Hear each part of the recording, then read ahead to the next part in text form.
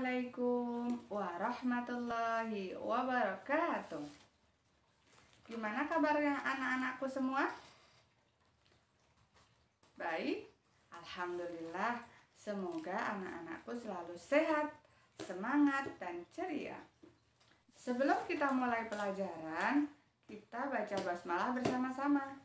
Bismillahirrahmanirrahim. Baik, kali ini Bu Ulia akan menerangkan tentang tema Isra dan Mi'raj.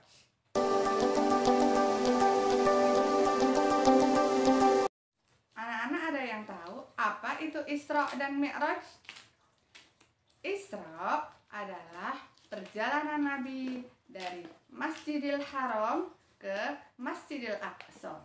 Sedangkan Mi'raj yaitu perjalanan Nabi dari Masjidil Aqsa ke Sidratul Muntaha atau langit ketujuh. Ayo kita amati bersama firman Allah Subhanahu wa taala tentang peristiwa Isra dan Mi'raj.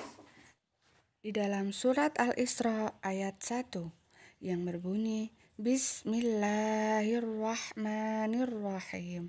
Subhanalladzi asra bi'abdihi lailam minal masjidil haram ila masjidil aqsa alladzi barakna haulahu linuriyahu min ayatina innahu huwas sami'ul basir. Artinya, Maha suci Allah yang telah memperjalankan hambanya yaitu Nabi Muhammad pada suatu malam dari Masjidil Haram ke Masjidil Aqsa. Hal itu untuk memperlihatkan kepadanya tanda-tanda kebesaran Allah. Sesungguhnya Allah Maha mendengar lagi Maha melihat.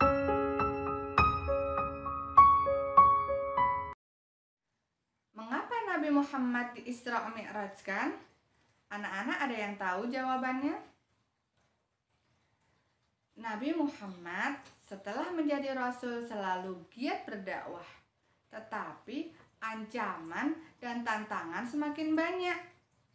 Maka Nabi Muhammad takut dan khawatir akan keberhasilan dakwahnya. Setiap kali Nabi merasa cemas dan khawatir, Allah Subhanahu wa taala menenangkan hati beliau dengan menurunkan wahyu-wahyu Allah. Saat itu Nabi Muhammad merasa sedih. Karena apa? Karena beliau ditinggal oleh dua orang terdekatnya yang selalu membela beliau, yaitu pamannya Ali bin Abi Thalib dan juga istrinya yang tercinta yaitu Khadijah radhiyallahu anha. Nah, dalam keadaan itu pula Allah mengutus malaikat Jibril untuk datang dan menjemput Rasulullah pada tanggal 27 Rajab tahun 621 Masehi, yang pada saat itu di malam hari Rasulullah sedang duduk merenung di serambi masjid. Malaikat Jibril datang dan mengajak Nabi untuk melakukan perjalanan jauh yaitu Isra dan Mi'raj.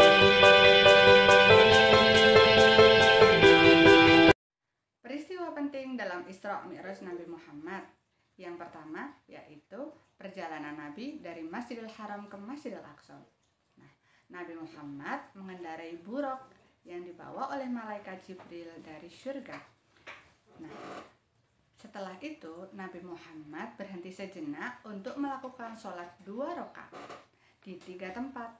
Yang pertama yaitu di Madinah. Malaikat Jibril menyampaikan bahwa tempat inilah kelak Nabi Muhammad hijrah. Yang kedua yaitu di Tur As-Sina, yaitu tempat Nabi Musa berbicara langsung kepada Allah Subhanahu wa taala. Dan yang ketiga yaitu di Baitul Laham, yaitu tempat Nabi Isa alaihissalam lahir.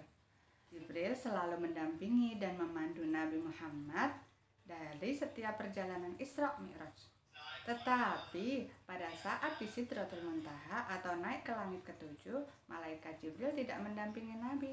Karena apa? Karena pada saat ini Nabi harus naik sendiri untuk menjemput perintah dari Allah, yakni perintah sholat 5 waktu yang mana harus dikerjakan oleh seluruh umat Islam di seluruh dunia. Bagaimana reaksi kaum Quraisy mendengar peristiwa Isra Mi'raj Nabi? Ada yang tahu? Nah, sebagian kaum Quraisy tidak percaya akan peristiwa ini. Bahkan mereka menganggap Nabi berbohong. Tapi ada satu sahabat Rasul yang selalu percaya dan mendukung Nabi, yakni Abu Bakar. Nah, anak-anak harus percaya dan yakin akan kebenaran peristiwa Isra Mi'raj Nabi Muhammad SAW. Tahukah anak-anak apa saja hikmah dari peristiwa Isra Mi'raj? Nah, yang pertama yaitu kita harus meyakini bahwa apa saja yang Allah Subhanahu wa taala kehendaki pasti terjadi. Nah, jadi kita tidak boleh sombong seperti yang dicontohkan Nabi Muhammad, bahwa beliau seorang pemimpin tapi beliau tidak pernah sombong sama sekali. Yang kedua, kita harus taat kepada Allah dan Rasul-Nya. Contohnya seperti apa? Contohnya kita harus selalu beribadah, melaksanakan sholat 5 waktu, dan yang jangan sampai kalian tinggalkan. Yang ketiga, kita harus bangga kepada Nabi kita, Nabi Muhammad SAW, karena beliau bukan saja pemimpinnya umat Islam, tetapi pemimpin umat di seluruh dunia. Hikmah yang keempat yaitu kita harus membuktikan bahwa besarnya agama Islam bukan karena kekerasan, tetapi karena kasih sayang dan kelembutan dan juga suri tauladan yang baik. Nah, demikian dari Ibu, kurang lebihnya mohon maaf. Wassalamualaikum warahmatullahi wabarakatuh.